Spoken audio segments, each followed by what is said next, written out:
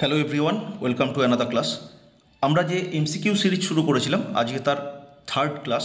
আমরা টপিক ধরে ধরে আলোচনা করছিলাম, আজকেও সেই কাজই করব আমরা। আগের দুটো ভিডিওতে আপনাদের যে হিউজ রেসপন্স পেয়েছি, পজিটিভ রেসপন্স, সত্যি খুব ভালো বিষয়। সঙ্গে সঙ্গে আরও একটা বিষয় যে আমি আন্তরিকভাবে দুঃখিত, আপনাদের কাছে ক্ষমা প্রার্থী যে ভিডিও দিতে একটু দেরি হয়ে যাচ্ছে। ভীষণভাবে পেট ব্যাচে ছেলে মেয়ের প্রেশার রয়েছে, সেই কারণে পরবর্তী সময়ে তবে চেষ্টা করব আমি যে ভিডিওগুলোকে আরও তাড়াতাড়ি যাতে দেওয়া যায়। তবে একটা জিনিস আপনাদেরকে অ্যাসিওর করতে পারি যে ক্লাসের যে কোয়ালিটি, কন্টেন্ট কোয়ালিটি, সেটার সঙ্গে কোনো কম্প্রোমাইজ করা হবে না। আপনাদেরকে একটু হয়তো দু একদিন আগে পিছিয়ে সময় দেরি হতে পারে, কিন্তু বেস্ট কোয়ালিটির কোশ্চেন আপনারা আমাদের আলোচনাতে পাবেন। আমরা এর আগের দিন যেটা আলোচনা করেছিলাম আগের দুটো ভিডিওতে, সেটা হচ্ছে সিন্ধু সভ্যতা সম্পর্কে। তার সম্পর্কে আমরা দুটো ভিডিওতে বেশ কিছু কোশ্চেন আলোচনা করেছি, তার গুরুত্বপূর্ণ বিষয়গুলোকেও আলোচনা করেছি।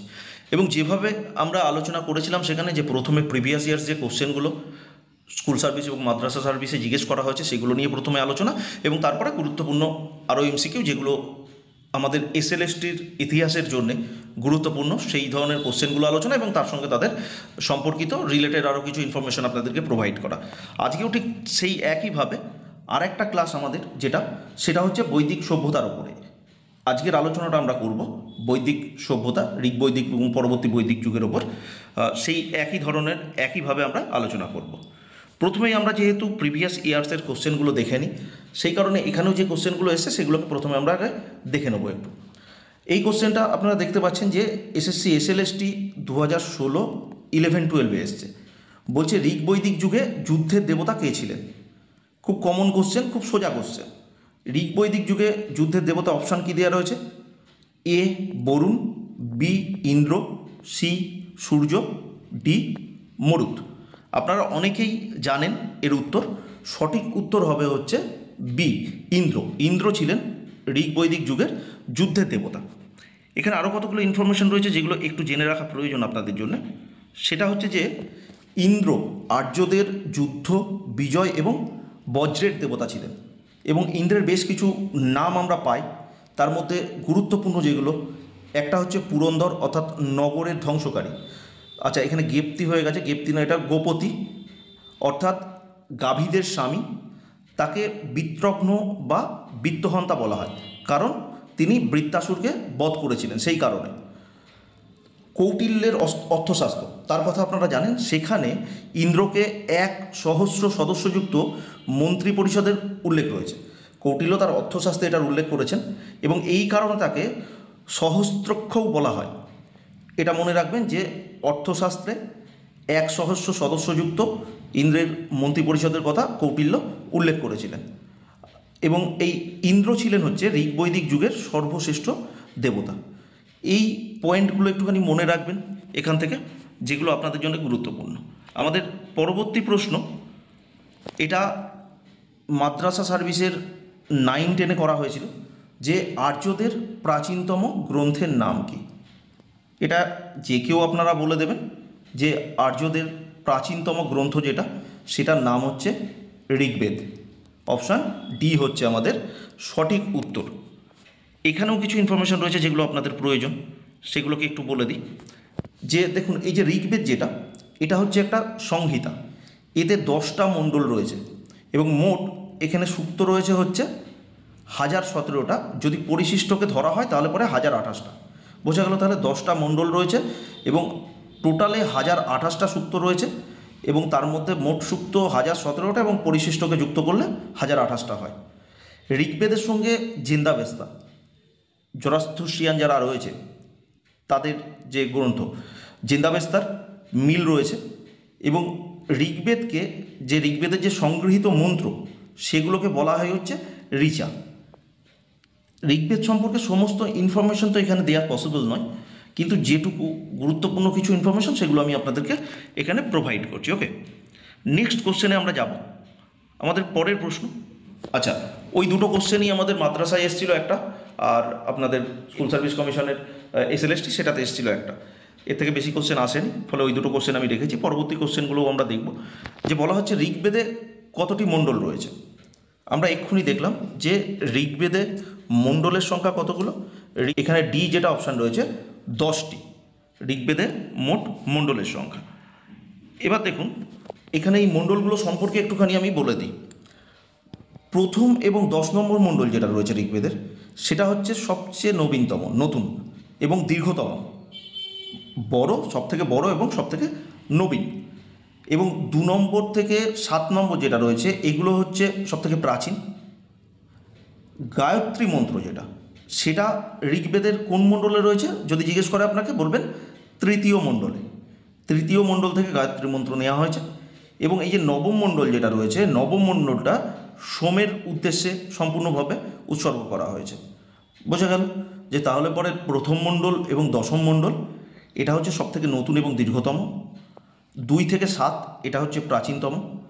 গায়ত্রী মন্ত্র এটা তৃতীয় মণ্ডলে রয়েছে এবং নবম মণ্ডল উৎসর্গ করা হয়েছে সোমকে।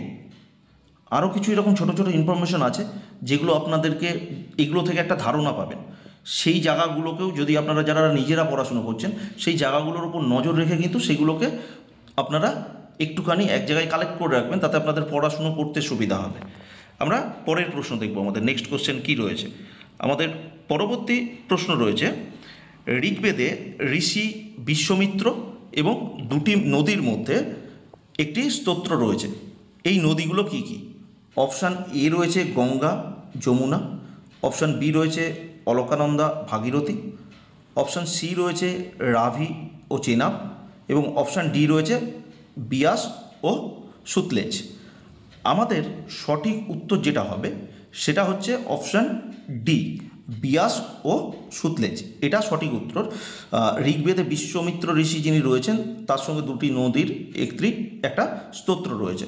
সেই নদী দুটো হচ্ছে বিয়াস ও সুতলেজ, অর্থাৎ ডি আমাদের সঠিক উত্তর। পরের প্রশ্ন কী আছে আমরা দেখব। পরবর্তী প্রশ্ন বলছে, বৈদিক যুগের শেষের দিকে শূদ্রদের দেবতা হিসাবে পরিচিত ছিলেন কে? Option A Rudra, option B Prajapati, option C Agni এবং অপশান ডি পুষণ। বলছে বৈদিক যুগের শেষের দিকে মানে পরবর্তী বৈদিক যুগ যেটা, সেটাতে শূদ্রদের দেবতা হিসাবে কে পরিচিত ছিলেন? এটা আমাদের সঠিক উত্তর যেটা হবে সেটা হচ্ছে অপশান ডি পুষণ। পরবর্তী বৈদিক যুগে বা বৈদিক যুগের শেষের দিকে শূদ্রদের দেবতা ছিলেন হিসাবে পরিচিত ছিলেন হচ্ছে এই পুষণ। ওকে, নেক্সট কোশ্চেন কী রয়েছে আমরা দেখব। চতুর্বর্ণের প্রথম উল্লেখ পাওয়া যায় যে সূত্রে, সেটি কি? 4টে বর্ণ, তার উল্লেখ প্রথম কোন সূত্রে পাওয়া যায়? একটা বলছে পৃথ্বী সূক্ত, অপশান বি বলছে পুরুষ সূক্ত, অপশান সি বলছে তৈতেরীয় সংহিতা এবং অপশান ডি বলছে বাৎসনেয়ী সংহিতা। আমাদের সঠিক উত্তর যেটা সেটা হবে হচ্ছে আমাদের অপশান বি, পুরুষ সূক্ত। পুরুষ সূক্তে চতুর্বর্ণের উল্লেখ পাওয়া যায়। এই যে পুরুষ সূক্ত যেটা রয়েছে এটা রয়েছে হচ্ছে ঋগ্বেদের 10ম মণ্ডলে, যেখানে ব্রহ্ম বা পুরুষের মুখ, বাহু, উরু এবং পা থেকে 4টে বর্ণের উৎপত্তির কথা বলা হয়েছে। এখানে আর একটু বিস্তারিত এই ব্যাপারগুলো একটুখানি দেখে নেবেন পরে আপনারা। আরও একটা যেটা সেটা হচ্ছে এইখানে 10ম মণ্ডলে যেটা রয়েছে সেটা হচ্ছে নাসাদিয়া সূক্ত, যেটাতে মহাবিশ্বের উৎপত্তি সম্পর্কে আলোচনা করা হয়েছে। আমি বললাম যে এটাও 10ম মণ্ডলেরই অন্তর্গত। ফলে এই পয়েন্টগুলো একটুখানি মাথার মধ্যে রাখবেন যে 10ম মণ্ডল পুরুষ সূক্ত রয়েছে কোথায়? 10ম মণ্ডলে। ব্রহ্ম বা পুরুষের মুখ, বাহু, উরু এবং পা থেকে 4টে বর্ণের উৎপত্তির কথা এই পুরুষ সূক্তে বর্ণনা করা আছে। এই 10ম মণ্ডলেরই আরেকটা সূক্ত হচ্ছে নাসাদিয়া সূক্ত, যেখানে মহাবিশ্বের উৎপত্তি সম্পর্কে আলোচনা করা হয়েছে। ওকে, নেক্সট কোশ্চেন দেখি আমরা কি রয়েছে। আমাদের পরবর্তী প্রশ্ন যেটা রয়েছে সেটা হচ্ছে বৈদিক যুগে 8 ধরনের বিবাহের মধ্যে কোনটি প্রেমের বিয়ে ছিল? 8 ধরনের বিবাহ প্রচলিত ছিল বৈদিক যুগে, তার মধ্যে প্রেমের বিবাহ কোনটা ছিল? আমরা একটুখানি আগে দেখে নিই যে 8 ধরনের বিবাহ প্রচলিত ছিল সেগুলো কি কি। আচ্ছা, বৈদিক যুগে যে 8টা বিবাহের উল্লেখ পাওয়া যায় তার প্রথমটা হচ্ছে ব্রহ্ম বিবাহ, যেখানে বৈদিক রীতিতে একই বর্ণের সঙ্গে বিবাহ হতো। বোঝা গেল। দ্বিতীয় যেটা সেটা হচ্ছে গন্ধর্ব বিবাহ, যেটাকে প্রেমের বিবাহ বলা হয়। তৃতীয় যেটা হচ্ছে সেটা হচ্ছে দৈব বিবাহ, বাবা তার মেয়েকে দক্ষিণার অংশ হিসাবে পুরোহিতকে দান করতেন, অর্থাৎ একজন পিতা পুরোহিতকে যে দক্ষিণা প্রদান করা হয় তার অংশ হিসাবে তার মেয়েকে দান করতেন, সেটা হচ্ছে দৈব বিবাহ। অর্শ বিবাহ যেটা রয়েছে সেটা হচ্ছে পিতার কাছ থেকে কন্যাকে বরকে দেয়া হয়, বিনিময়ে বর কনে এবং তার পরিবারকে কিছু সম্পদ দান করে। অর্থাৎ পিতা কন্যাকে বরের হাতে দান করেন এবং বর তার বিনিময়ে মেয়ের পরিবারকে কিছু সম্পদ দেন। এটা হচ্ছে অর্শ বিবাহ। এবং এই সম্পদ যেটা ছিল সেটা সাধারণত গরু বা ষাঁড়ের মতো পশু দিয়ে দেয়া হতো, কারণ হচ্ছে গরুর গুরুত্ব ভীষণ ছিল আমরা জানি বৈদিক যুগে। অর্থাৎ অর্শ বিবাহ তাহলে বোঝা গেল। আরেকটা যেটা প্রচলিত ছিল সেটা হচ্ছে প্রজাপতি বিবাহ, যেখানে যৌতুক ছাড়া বিবাহ হতো। যৌতুক ছাড়া বিবাহ কোনটা? প্রজাপতি বিবাহ। অপর যেটা ছিল সেটা হচ্ছে অসুর বিবাহ, ক্রয় দ্বারা বিবাহ, অর্থাৎ কিনা হতো, কিনে বিবাহ করা হতো। আরেকটা হচ্ছে রাক্ষস বিবাহ, অপহরণ করে নিয়ে বিয়ে করা হতো। এবং আর অপর যে শেষ যেটা রয়েছে সেটা হচ্ছে পৈশাচ বিবাহ, যেখানে কোনো নারীকে জোর করে বা প্রতারণার মাধ্যমে বিয়ে করা হতো। অর্থাৎ এই যে 8 রকমের বিবাহ, এগুলো বৈদিক যুগে দেখা যেত, এর উল্লেখ রয়েছে। আমাদের কাছে যেটা চেয়েছে সেটা হচ্ছে প্রেমের বিবাহ কোনটা ছিল। আমরা এখানে কি দেখছি? গন্ধর্ব বিবাহ, যেটা প্রেমের বিবাহ। তাহলে আমাদের যেটা সঠিক উত্তর হবে যে বৈদিক যুগে যে 8 ধরনের বিবাহের মধ্যে প্রেমের বিবাহ কোনটা ছিল, সেটা হচ্ছে আমাদের অপশান বি, গন্ধর্ব বিবাহ। এটা হচ্ছে প্রেমের বিবাহ। বাকি যেগুলো বললাম আমি সেগুলো একটুখানি মনে রাখবেন, কারণ হচ্ছে এটা দিয়েছে, অন্যগুলো তো দিতে পারে, এবং কোনটা কি সেটাকে একটু সামারাইজ করে মনে রাখার চেষ্টা করবেন। পরবর্তী প্রশ্ন দেখব আমরা কি রয়েছে। আমাদের পরের প্রশ্ন রয়েছে যেটা, বৈদিক স্তোত্রের প্রধান সংগ্রহকে কি বলা হয়? বৈদিক স্তোত্রের প্রধান যে সংগ্রহ সেটাকে কি বলা হয়? বলছে এ সূত্র, বি পদ, সি সংহিতা, ডি মুখ। বৈদিক স্তোত্রের প্রধান সংগ্রহকে বলা হয়, আমরা জানি, যে সংহিতা। অপশান সি হচ্ছে আমাদের সঠিক উত্তর। পরের প্রশ্নে যাব আমরা। আমাদের পরের প্রশ্ন রয়েছে, বৈদিক আর্যরা যে সপ্তসিন্ধু অঞ্চলে বাস করত তার অন্তর্গত ঝিলাম নদী, এর প্রাচীন নাম কী ছিল? ঋগ্বেদে বেশ কিছু নদীর উল্লেখ আছে, নদীর নাম উল্লেখ আছে, এবং সেই নদীগুলোর আধুনিক নামও পাওয়া যায়, বর্তমান নামও পাওয়া যায়। জিজ্ঞেস করছে যে সপ্তসিন্ধু, এই সপ্তসিন্ধু অঞ্চল আমরা জানি আর্যরা প্রথম বসতি স্থাপন করেছিল বলে মনে করা হয়। এই সপ্তসিন্ধুর একটা নদী, যে নদী রয়েছে সেই নদীর একটা হচ্ছে ঝিলাম। এই ঝিলাম নদীর প্রাচীন নাম কি? অপশানগুলো কি বলছে? অপশান এ বলছে অক্ষিণী, অপশান বি বলছে পরুষ্ণী, অপশান সি বলছে বিপাশা, অপশান ডি বলছে বিতস্তা। আপনাদের অনেকেরই হয়তো এটার উত্তর জানা হবে। অপশান ডি বিতস্তা হচ্ছে সঠিক উত্তর। ঝিলামের প্রাচীন নাম হচ্ছে বিতস্তা। একটুখানি নদীগুলো যেগুলো রয়েছে সেগুলোর প্রাচীন নাম আমরা দেখে নেওয়ার চেষ্টা করি, একটু দেখে নেব, তাতে সুবিধা হবে আমাদের। দেখুন এখানে আপনারা দেখতে পাচ্ছেন যে প্রাচীন নদীগুলো, যেগুলো আমি লাল কালি দিয়ে যেগুলো রয়েছে, লাল মার্ক করা রয়েছে, সেগুলো হচ্ছে প্রাচীন নাম, এবং বর্তমান নাম তার পাশে ব্র্যাকেটে লেখা রয়েছে। প্রথমত অস্কিনী যেটা রয়েছে তার বর্তমান নাম হচ্ছে চিনাব বা চেনাব। বিপাশার বর্তমান নাম হচ্ছে বিয়াস। পরুষ্ণীর বর্তমান নাম হচ্ছে রাভি। বিতস্তা এর বর্তমান নাম হচ্ছে ঝিলাম। কুভা যেটার বর্তমান নাম হচ্ছে কাবুল। ক্রুমু এটার বর্তমান নাম হচ্ছে কুররাম। গোমতীর বর্তমান নাম হচ্ছে গোমাল। সুভাস্তু এর বর্তমান নাম হচ্ছে সোয়াত। সদনীরা এর বর্তমান নাম হচ্ছে গণ্ডক। সুতুদ্রি বা শতদ্রু যেটা, তার বর্তমান নাম হচ্ছে সুতলজ। এবং দৃশদ্যতি এর বর্তমান নাম হচ্ছে ঘাঘর। ঋগ্বেদে এই যে প্রাচীন নামগুলোর উল্লেখ রয়েছে তার বর্তমান নামগুলো প্রয়োজন হলে পরে আপনারা এখানে স্ক্রিনশট নিয়ে রাখবেন। নামগুলো কিন্তু গুরুত্বপূর্ণ, যে কোনো জায়গায় দিতে পারে, ম্যাচ করাতে দিতে পারে, কোনটা ভুল রয়েছে সেটা ফাইন্ড আউট করতে বলতে পারে, অড ম্যান আউট তারও কোশ্চেন আসতে পারে আমাদের, ফলে যে কোনোভাবে করতে পারে। এই জিনিসগুলো একটু জেনে রাখবেন। পরবর্তী প্রশ্ন দেখব আমাদের পরের প্রশ্ন কি রয়েছে। আমাদের পরের প্রশ্ন বলছে যে নিচের কোন বেদে বলির সময় পালন করা নিয়মের বিভিন্ন বিবরণ রয়েছে? অর্থাৎ বলি দেওয়ার সময় যে নিয়মগুলো পালন করা হয় তার বিবরণ কোথায় রয়েছে? অপশান কি বলছে? এ বলছে ঋগ্বেদ, বি বলছে যজুর্বেদ, সি বলছে সামবেদ, আর ডি বলছে অথর্ববেদ। বলিদানের সময় যে নিয়মিত বিভিন্ন প্রথাগুলো ছিল সেটার সম্পর্কে আমাদের জানা যায় হচ্ছে অপশান বি যজুর্বেদ। আমাদের সঠিক উত্তর হচ্ছে option B Yajurveda. Next question দেখব আমরা কি রয়েছে। আমাদের পরবর্তী প্রশ্ন, সামবেদকে ভারতের কোন বিষয়ের অন্যতম প্রাথমিক উৎস হিসাবে বিবেচনা করা হয়? সামবেদকে ভারতের কোন বিষয়ের প্রাথমিক উৎস হিসাবে মনে করা হয়? অপশান কি রয়েছে? মুদ্রাসমূহ, অপশান বি রয়েছে বস্ত্র নকশা, অপশান সি রয়েছে ঔষধ, অপশান ডি রয়েছে সঙ্গীত ও শিল্প। সামবেদকে ভারতের যে প্রাচীন যে জিনিসটার উৎস বলে মনে করা হয় সেটা হচ্ছে আমাদের অপশান ডি সঙ্গীত ও শিল্প। এটা হচ্ছে সামবেদ এর উৎস। তার মানে আমাদের সঠিক উত্তর অপশান ডি। আমাদের পরবর্তী প্রশ্ন রয়েছে, ঋগ্বেদে বিভিন্ন অনুচ্ছেদে অঘর্ণ বলে একটি শব্দের উল্লেখ রয়েছে, সেটার মানে কি? অপশান এ বলছে পুরোহিত, অপশান বি বলছে নারী, অপশান সি বলছে গরু, অপশান ডি বলছে ব্রাহ্মণ। এই অঘর্ণ শব্দ যেটা, এটার সঠিক মানে হচ্ছে অপশান সি যেটা রয়েছে আমাদের গরু। ঋগ্বেদের অনুচ্ছেদে এই অঘর্ণ শব্দটার উল্লেখ পাওয়া যায়। মনে রাখবেন যে এই অঘর্ণ শব্দটার মানে হচ্ছে গরু। আমাদের নেক্সট কোশ্চেন যেটা রয়েছে সেটা হচ্ছে আদি বৈদিক যুগে কোন নদীর তীরে 10 রাজার যুদ্ধ সংঘটিত হয়েছিল? গুরুত্বপূর্ণ, আপনারা জানেন।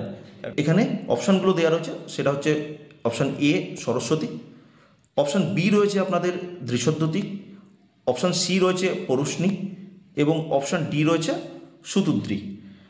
বলা হচ্ছে 10 রাজার যুদ্ধের মধ্যে কোন নদীর তীরে সংঘটিত হয়েছিল? এখানে সঠিক উত্তর যেটা আমাদের হবে সেটা হচ্ছে অপশান সি পরুষ্ণী। পরুষ্ণীর তীরে 10 রাজার যুদ্ধ হয়েছিল। একটুখানি এই 10 রাজার যুদ্ধ সম্পর্কে কয়েকটা ইনফরমেশন আমরা একটু জেনে রাখি, যেটা কাজে দেবে আমাদের, প্রয়োজনীয়। যে এই 10 রাজার যুদ্ধ পরুষ্ণী যেটা, আচ্ছা আরও একটা জিনিস এর আগে আমরা দেখলাম যে পরুষ্ণীর বর্তমান নাম রাভি, তাই না? তো এই পরুষ্ণী বা রাভি নদীর তীরে এখানে ভরত গোষ্ঠীর নেতা ছিলেন হচ্ছে সুদাস। তার নেতৃত্বে, ভরত গোষ্ঠীর রাজা সুদাস, তার নেতৃত্বে 10 জন রাজার একটা সংঘ বা বাহিনীর সঙ্গে, একটা জোটের সঙ্গে যুদ্ধ হয়েছিল। এবং এই যুদ্ধের কারণ কি ছিল? এই যে ভরত বাহিনীর যে গোষ্ঠীর যে নেতা সুদাস, তিনি বিশ্বমিত্রকে পুরোহিত পদ থেকে সরিয়ে বশিষ্ঠকে নিযুক্ত করেছিলেন। এবং এতে এই যে বিশ্বমিত্র ছিলেন তিনি অসন্তুষ্ট হন এবং 10 জন রাজাকে নিয়ে একটা সংঘ গড়ে তোলেন, একটা জোট গড়ে তোলেন এবং সুদাসের বিরুদ্ধে যুদ্ধ ঘোষণা করেন। এবং আমরা জানি যে এই যুদ্ধে সুদাস বিজয়ী হয়েছিল। এবং এই যুদ্ধ 10 রাজার যুদ্ধ, এটার বর্ণনা রয়েছে হচ্ছে ঋগ্বেদের 7ম মণ্ডলে। মনে রাখবেন, গুরুত্বপূর্ণ কিন্তু ভীষণ, এই যুদ্ধের বিবরণ রয়েছে। 7ম মণ্ডল যেটা রয়েছে এটা বশিষ্ঠ ঋষির সঙ্গে সম্পর্কিত, এই জায়গাটুকু মনে রাখবেন। অর্থাৎ এই জায়গায় এই বিষয়গুলো গুরুত্বপূর্ণ, এই বিষয়গুলোকে একটু আপনারা মনে রাখার চেষ্টা করবেন। পরের প্রশ্ন যেটা রয়েছে সেটা কি বলছে, ঋগ্বেদে যে দেবতার নাম সবচেয়ে বেশিরভাগ উল্লেখ হয়েছে তিনি কে? ঋগ্বেদে যে দেবতার নাম সবথেকে বেশিবার উল্লেখ হয়েছে, অপশান এ বলছে ইন্দ্র, অপশান বি বলছে বায়ু, অপশান সি বলছে অগ্নি, অপশান ডি বলছে বরুণ। সঠিক উত্তর হচ্ছে আমাদের অপশান এ ইন্দ্র। ইন্দ্রের নাম সবথেকে বেশিবার ঋগ্বেদে কিন্তু উল্লেখ হয়েছে। এখানেও আমাদের কিছু জিনিস একটু দেখে নিই আমরা, যে ঋগ্বেদে সর্বাধিক সূক্ত ইন্দ্রকে অর্পণ করা হয়েছে, স্তোত্র যেগুলোকে বলা হয়, ইন্দ্রের জন্য 250টা। হ্যাঁ, এবং এরপরে আরেকটা সেটা হচ্ছে এরপরেই অগ্নির জন্যে 200টি সূক্ত বা স্তোত্র রচনা করা হয়েছে। অর্থাৎ সব থেকে বেশি ইন্দ্র, তারপরে অগ্নি। ঠিক আছে, নেক্সট যে কোশ্চেন আমাদের রয়েছে আমরা দেখি কি রয়েছে পরবর্তী প্রশ্ন বলছে বেদাঙ্গ কটি? আমরা জানি বেদাঙ্গ কটি, তবু দেখুন অপশান কি রয়েছে। অপশান এ রয়েছে 5, অপশান বি রয়েছে 7, অপশান সি রয়েছে 4, অপশান ডি রয়েছে 6। এর মধ্যে সঠিক উত্তর আপনারা অনেকেই জানেন, কমেন্টে আপনারাও সঠিক উত্তরটা লিখে ফেলুন। এখানে যে বেদাঙ্গ তার সংখ্যা হচ্ছে আমাদের অপশান ডি 6টি। আমরা জানি 6টি বেদাঙ্গ রয়েছে। একটুখানি এগুলো আমরা দেখে নেব, বেদাঙ্গ সম্পর্কে একটুখানি আমরা দেখে নেব এই বিষয়গুলো, কয়েকটা জিনিস গুরুত্বপূর্ণ ইনফরমেশন। যে এই যে বেদাঙ্গ, এটা বেদের অঙ্গ, তাই জন্য নামটা শুনেই বুঝতে পারছেন বেদাঙ্গ। অর্থাৎ বেদ সঠিকভাবে জানতে হলে বা বুঝতে হলে এই বেদাঙ্গের জ্ঞান অপরিহার্য, অর্থাৎ বাধ্যতামূলক। হলো 6টি বেদাঙ্গ যেটা রয়েছে, এর সর্বপ্রথম উল্লেখ কোথায় পাওয়া গিয়েছিল? এটাও প্রশ্ন হতে পারে যে 6টি বেদাঙ্গের উল্লেখ সর্বপ্রথম কোথায় পাওয়া গিয়েছিল? না, মুন্ডক উপনিষদে। ওকে, এবং এই 6টা বেদ যেটা রয়েছে সেটা কি বেদাঙ্গ যেটা রয়েছে সেটা কি কি? একটা হচ্ছে শিক্ষা, একটা হচ্ছে কল্প, ব্যাকরণ, নিরুক্ত, ছন্দ এবং জ্যোতিষ। এই 6টা হচ্ছে বেদাঙ্গ। এগুলো তাহলে পরে একটু মনে রাখবেন। গুরুত্বপূর্ণ পয়েন্ট আপনাদের জন্য। পরের প্রশ্নে আমরা যাব। পরের প্রশ্ন কি রয়েছে আমাদের? আমাদের পরবর্তী যে প্রশ্ন রয়েছে সেটা হচ্ছে বৈদিক গ্রন্থে সংগ্রহিত্রী শব্দটি কাকে বোঝায়? অপশানগুলো কি বলছে? অপশান এ রয়েছে কোষাধ্যক্ষ, অপশান বি রয়েছে কর সংগ্রহকারী, অপশান সি রয়েছে সারথি, অপশান ডি রয়েছে চরণ। অর্থাৎ বৈদিক গ্রন্থে যে সংগ্রহিত্রী শব্দটা রয়েছে সেটার মধ্যে দিয়ে কাকে বোঝানো হয়? আমাদের সঠিক উত্তর যেটা এখানে সেটা হচ্ছে অপশান এ, কোষাধ্যক্ষকে বোঝানো হয়। অর্থাৎ সঠিক উত্তর কোষাধ্যক্ষ। সংগ্রহিত্রী শব্দের অর্থ হচ্ছে এটা। পরের প্রশ্ন যেটা রয়েছে আমাদের সেটা হচ্ছে পরবর্তী বৈদিক যুগে কাদের দ্বারা কর আদায় করা হতো? অপশান এ কি রয়েছে? ভাগদুঘা, অপশান বি রয়েছে অক্ষবপা, অপশান সি রয়েছে সুত এবং অপশান ডি রয়েছে হচ্ছে তক্ষণ। পরবর্তী বৈদিক যুগে যারা কর আদায় করতেন তাদেরকে বলা হতো হচ্ছে ভাগদুঘা। অর্থাৎ আমাদের সঠিক উত্তর অপশান এ। মনে রাখবেন যে পরবর্তী বৈদিক যুগে কর আদায় যিনি করতেন তার নাম ভাগদুঘা। পরের প্রশ্ন কি রয়েছে দেখি আমরা একটু। আমাদের পরের প্রশ্ন যেটা রয়েছে যে পরবর্তী বৈদিক যুগে কোন দেবতা ইন্দ্রের স্থান গ্রহণ করেন? গুরুত্বপূর্ণ। আমরা জানি যে ইন্দ্র গুরুত্বপূর্ণ ভূমিকা, বৈদিক যুগে তো গুরুত্বপূর্ণ ভূমিকা ছিল। পরবর্তী বৈদিক যুগে ইন্দ্রকে রিপ্লেস করছেন কোন দেবতা সেটা জানতে চেয়েছে। অপশান এ প্রজাপতি, অপশান বি বেদপতি, অপশান সি রয়েছে দিগ্বিজয়, অপশান ডি রয়েছে ব্রহ্মা। এর মধ্যে সঠিক উত্তর যেটা আমাদের, যিনি ইন্দ্রকে পরবর্তী বৈদিক যুগে ইন্দ্রের পরিবর্তে গুরুত্বপূর্ণ হয়ে উঠেছিলেন তিনি হচ্ছেন অপশান এ প্রজাপতি। এটা হচ্ছে আমাদের সঠিক উত্তর। পরবর্তী প্রশ্নে আমরা যাব। পরবর্তী প্রশ্ন কি রয়েছে দেখি। আমাদের পরবর্তী প্রশ্ন রয়েছে বোঘজকই অঞ্চল থেকে প্রাপ্ত শিলালিপি, যেটা বোঘজকই শিলালিপি যেটা বলা হয়, এটার গুরুত্ব কী? প্রথমটা বলছে এটি প্রথম হরপ্পা সভ্যতার নিদর্শন প্রদান করে। অপশন বি কি বলছে এখানে বেদের রচনার উল্লেখ পাওয়া যায়। অপশন সি বলছে এতে আর্যদের দেবতাদের নাম পাওয়া যায় যা তাদের পশ্চিম এশিয়া উপস্থিতির প্রমাণ দেয়। অপশন ডি বলছে এটি বৈদিক গ্রন্থগুলোর সংকলন স্থান। এই যে বোঘজকই শিলালিপি এটার গুরুত্ব হচ্ছে এখানে আর্যদের যে দেবতারা রয়েছে তাদের নাম পাওয়া যায়, বেশ কিছু আর্য দেবতার নাম পাওয়া যায় যা তাদের পশ্চিম এশিয়ায় উপস্থিতির প্রমাণ দেয়। অর্থাৎ অপশান সি হচ্ছে আমাদের সঠিক উত্তর এটার। এই বোঘজকই যেটা, এটা আর্যদের বললামই তো যে মধ্য এশিয়া এবং পশ্চিম এশিয়ার অস্তিত্বের প্রমাণ। এবং এখানে যে দেবতাদের উল্লেখ রয়েছে গুরুত্বপূর্ণ তাদের মধ্যে হচ্ছেন ইন্দ্র, মিত্র, বরুণ এবং নাতস্য বা অশ্বিন। এই নামগুলো একটু মনে রাখবেন, কারণ হচ্ছে তাদেরকে প্রশ্ন এভাবেও ঘুরিয়ে দিতে পারে যে বোঘজকই শিলালিপিতে নিচের কোন দেবতাদের সম্পর্কে জানা যায়, বৈদিক দেবতাদের সম্পর্কে জানা যায় বলে এই চারটে অপশানকে ইন্দ্র, মিত্র, বরুণ, নাতস্য বদলে হয়তো অশ্বিনও দিয়ে দিতে পারে বা নাতস্যও দিতে পারে, যেটাই দিয়ে রাখো, দিয়ে একটা অপশানে রাখলো, বাকিগুলো চেঞ্জ করে করে দিল। ফলে আপনি যদি এই চারটে নাম না জানেন তাহলে পরে তখন গিয়ে কনফিউজ হয়ে যাবেন, সমস্যায় পড়ে যাবেন। সেই কারণে এই চারটে নাম একটু মনে রাখবেন। পরবর্তী প্রশ্ন কি?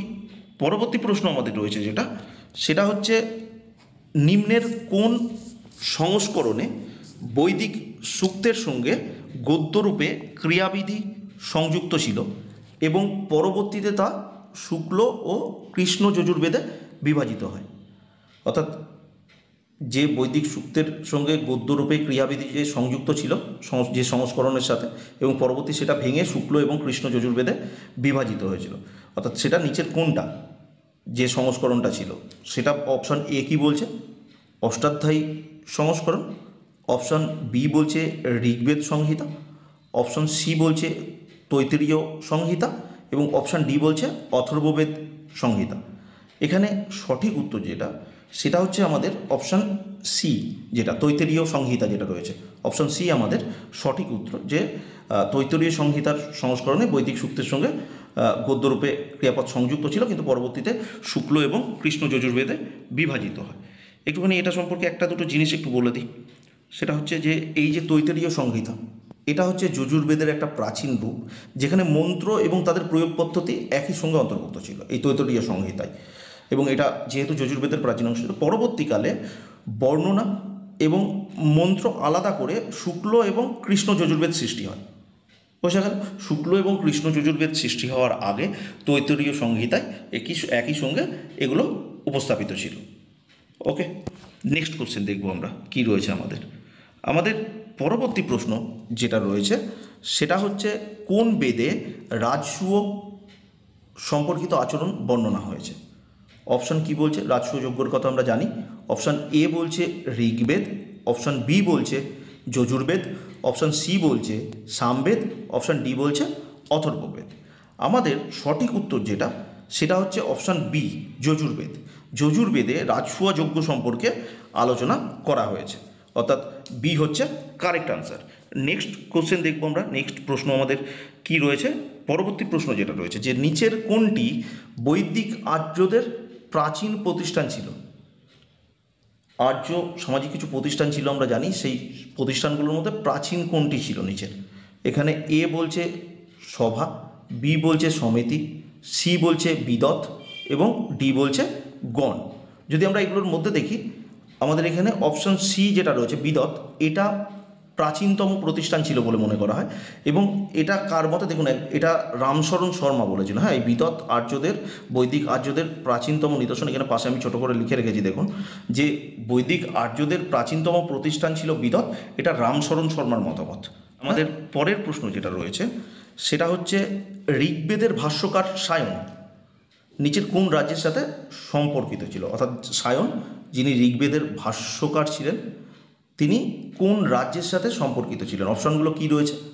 Option A Kuru, option B Panchal, option C Mathura এবং অপশান ডি বিজয়নগর। এই সায়ন যিনি ছিলেন ইনি ছিলেন হচ্ছে বিজয়নগরের সঙ্গে সম্পর্কিত। অপশান ডি হচ্ছে আমাদের সঠিক উত্তর। এখানে কয়েকটা জিনিস একটু বলে দিই আমি আপনাদের। সেটা হচ্ছে এই সায়ন 5টা সংহিতা, 11টা ব্রাহ্মণ্য গ্রন্থ এবং 2টি আরণ্যকের ভাষ্য লিখেছিলেন।